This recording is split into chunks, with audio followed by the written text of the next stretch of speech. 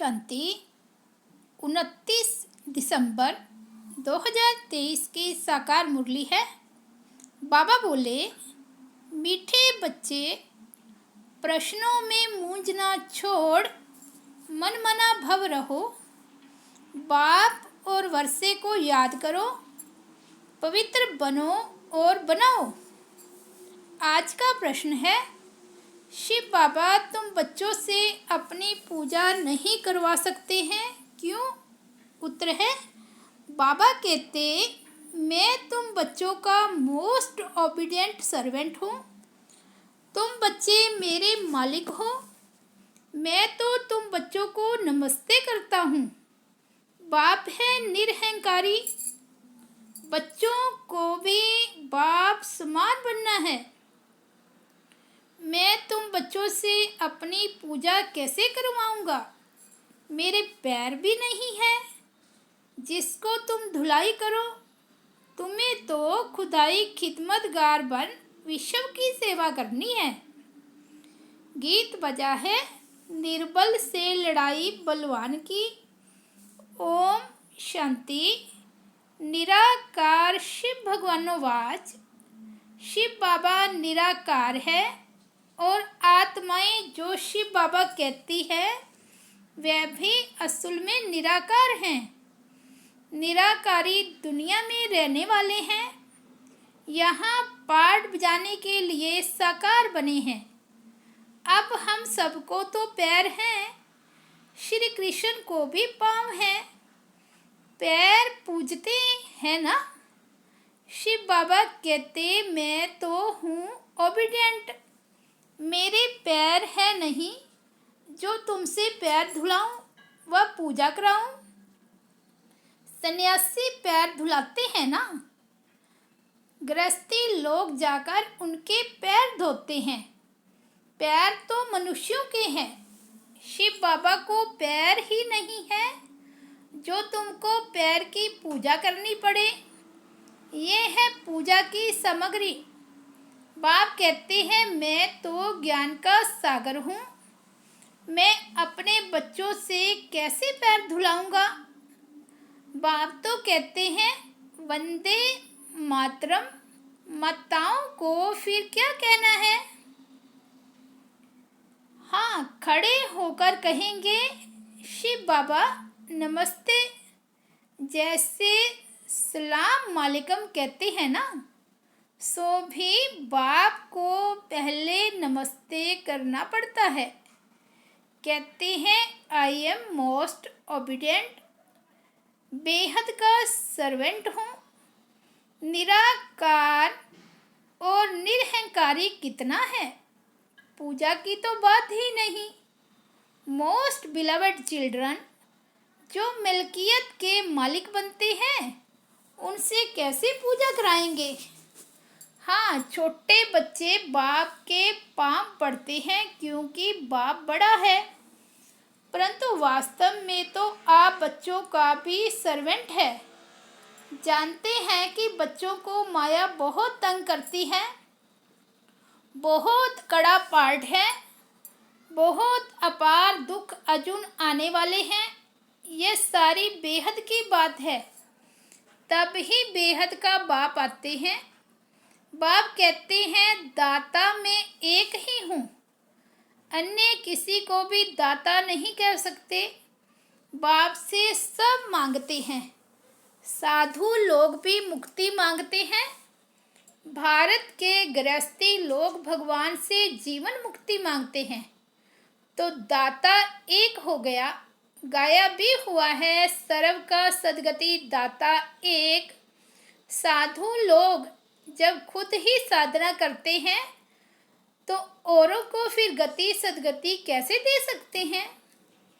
मुक्ति धाम और जीवन मुक्ति धाम दोनों का प्रोपराइटर एक ही बाप है। वे अपने समय पर आते हैं, एक ही बार, और सभी जन्म मरण में आते रहते हैं। ये एक ही बार आते हैं, जबकि रावण का राज्य खत्म होना होता है। उसके पहले आ नहीं सकते। ड्रामा में पार्ट ही नहीं है।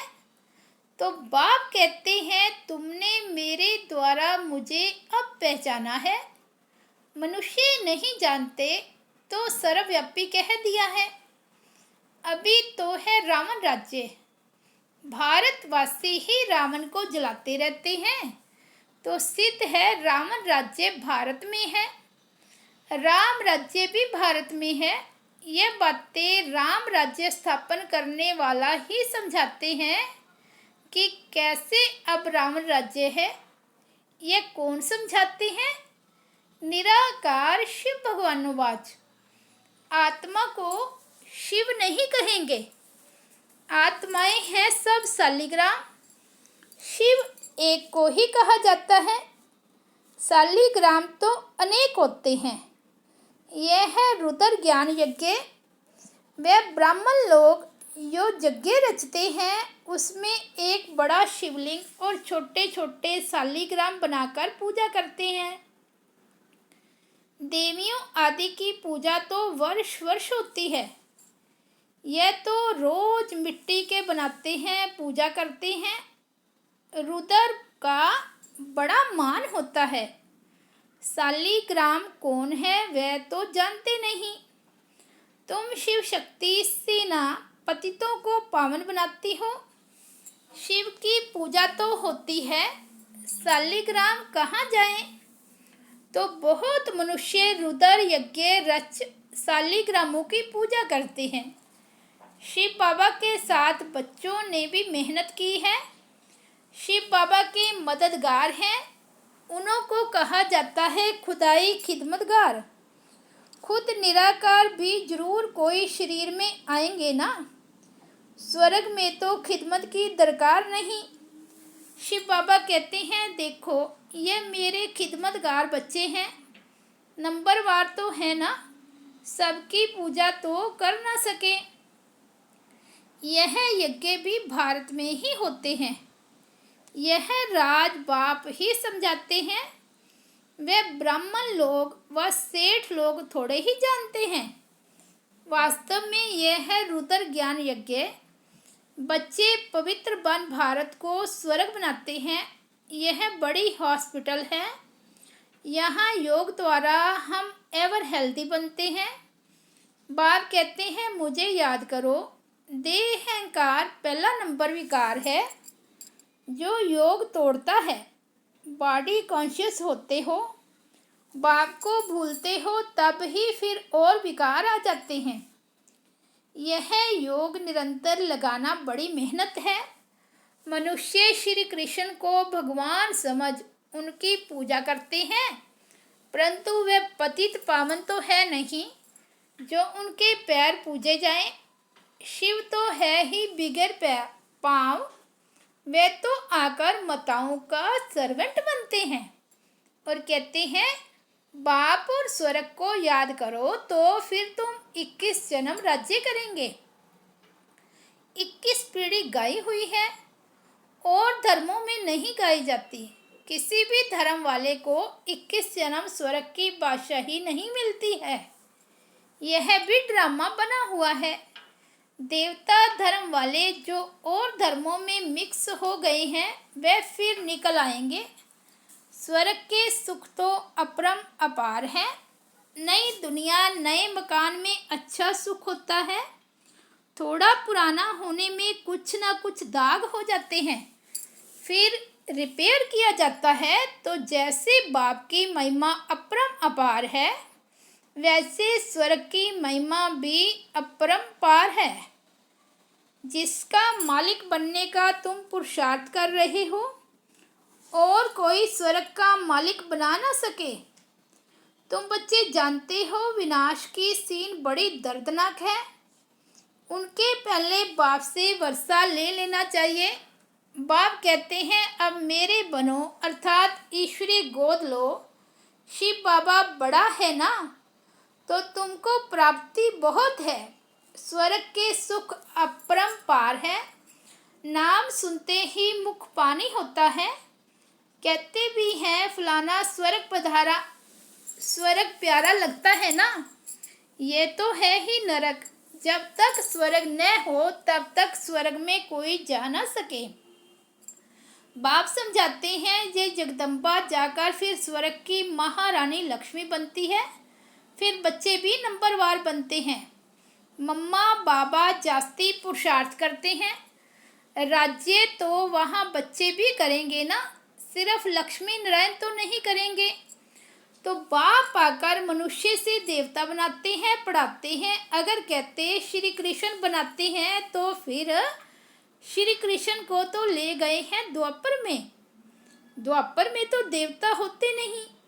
सन्यासी कह न सके कि हम स्वर्ग जाने के लिए रास्ता बताते हैं, उसके लिए तो भगवान चाहिए।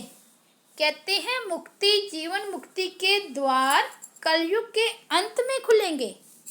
यह है रुद्र ज्ञान यज्ञ, मैं ही शिव रुद्र और यह है शालिग्राम। यह सब शरीरधारी हैं, मैंने शरीर का लोन लिया हुआ है। ये सब ब्राह्मण हैं। ब्राह्मण बिगर ये यज्ञ कोई में होता नहीं, शूद्रों में भी नहीं है। सतयुग में देवी देवताएं तो पारस बुद्धि थे, जो बाप ही अब बनाते हैं। सन्यासी किसको पारस बुद्धि बना ना सके, भल खुद पवित्र हैं फिर भी बीमार हो पड़ते हैं। स्वर्ग में कभी बीमार नहीं पड़ेंगे, वहाँ तो अपार सुख है। इसलिए बाप कहते हैं पूरा पुरुषार्थ करो, रेस होती है ना। यह है रुद्रमाला में पिरोने की रेस। अहम आत्मा को दौड़ी लगानी है योग की। जितना योग लगाएंगे तो समझेंगे यह तीखा दौड़ रहा है, उनके विक्रम विनाश होते जाएंगे। तुम उठते बैठते चलते फिरते यात्रा पर हो। बुद्धि योग की यह बहुत अच्छी यात्रा है। तुम कहते हो ऐसे स्वर्ग के अपरंपार सुख पाने के लिए पवित्र क्यों नहीं रहेंगे।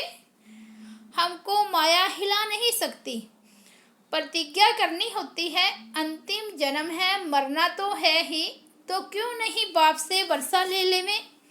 कितने बाबा के बच्चे हैं, प्रजापिता है तो जरूर नई रचना रचते हैं। नई रचना होती है ब्राह्मणों की। ब्राह्मण है रूहानी सोशल वर्कर, देवता तो प्रलब्ध भोगते हैं। तुम भारत की सर्विस करते हो, इसलिए तुम ही स्वर्ग के मालिक बनते हो। भारत की सर्विस करने में सबकी सर्विस हो जाती है।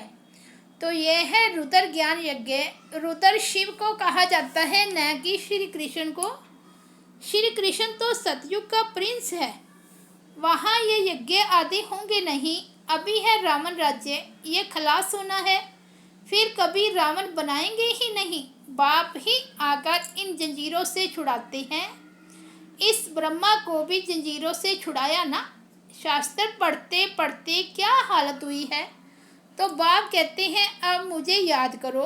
बाप को याद करने की हिम्मत नहीं है, पवित्र रहते नहीं, फालतू प्रश्न पूछते रहते हैं। तो बाप कहते हैं मन मना भाव, अगर किसी बात में मूंझते हो तो उसको छोड़ दो, मन मना भाव। ऐसे नहीं कि प्रश्न का रिस्पॉन्स नहीं मिला तो पढ़ना ही छोड़ दो। कहते हैं भगवान है तो रिस्पॉन्स क्यों नहीं देते। बाप कहते हैं तुम्हारा काम है बाप और वर्षे से चक्र को भी याद करना पड़े। वे भी त्रिमूर्ति और चक्र दिखाते हैं। लिखते हैं सत्यमेव जयन्ते, परंतु अर्थ नहीं समझते।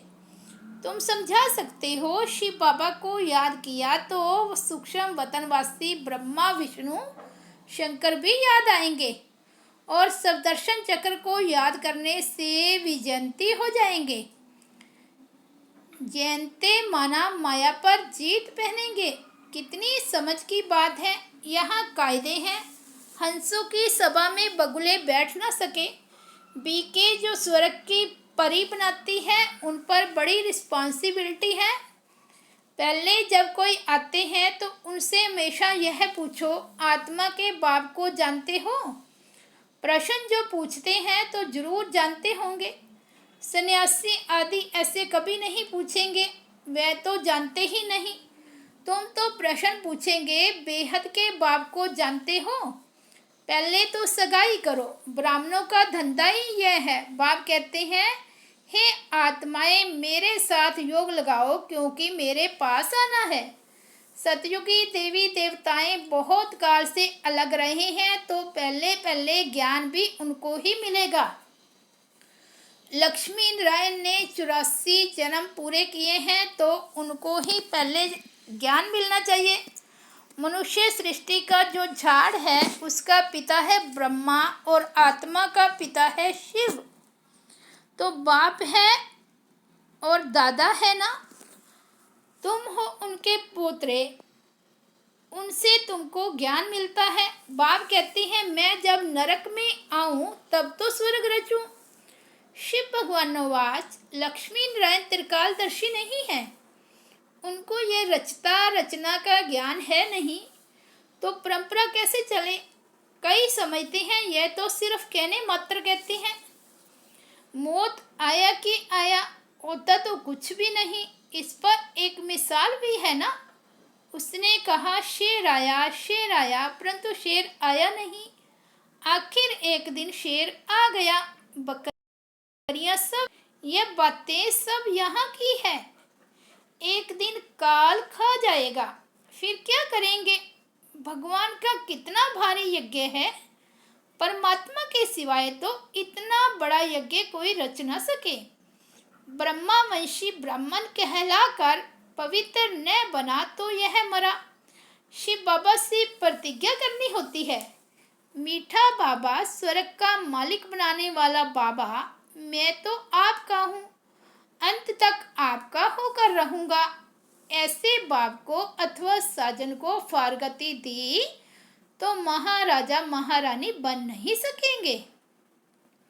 अच्छा, मीठे मीठे सिकिलते बच्चों प्रति माता पिता बाप दादा का याद प्यार और गुड मॉर्निंग।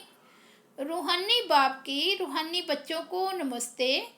हम रूहानी बच्चों की रूहानी बाप दादा को याद प्यार, गुड मॉर्निंग और नमस्ते।